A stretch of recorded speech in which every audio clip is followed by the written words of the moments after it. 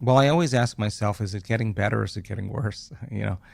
And I think in my lifetime, I don't think I've ever experienced the world as it is today, just with so many variations of so many things. And I question the information that I'm receiving. And I think that we need some type of intervention as a species. We need a change. We need an intervention in some way. You question the information you're receiving from where, and what kind of intervention are you suggesting? I just don't know that the information that I am exposed to, or information that people are exposed to, is the truth.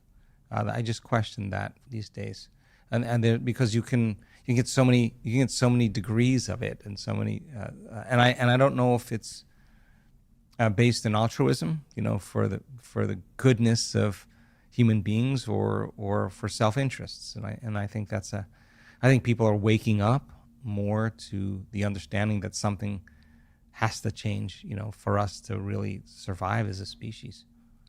And what are the symptoms of the cultural disease that you're talking about? What are they?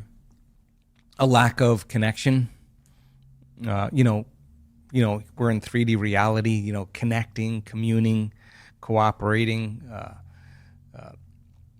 creating. I think those are things that I think if you keep people in survival, and you keep them in fear, and you keep them at war, and you keep them angry, and you keep them in pain, and you keep them confused, and you can control their attention by controlling their emotions.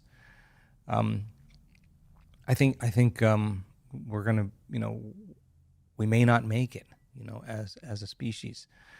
But I think that when people truly come together in an elevated state, I think it's collective networks of observers that determine reality. And I don't think it's the number of people. I think it's the most coherent in heart and brain that begin to produce effects. So the coming of a new consciousness has to be a collective. It's not one person. It's a collective group of people. And I believe that you get enough people collectively coming together that we can hopefully steer it in a different direction. Hopefully. Yeah. How about you? Are you optimistic? I am. I'm optimistic because I think people by nature are good. I think there's goodness in human beings, and I have the privilege of traveling around the world, and I see that. And it transcends countries and cultures and races and gender. It transcends diet. It transcends all that stuff. It's just when people are happy with themselves and in love with life, I think their natural tendency is to give. And I think we're wired to do that when we're not in survival. When we're not in survival.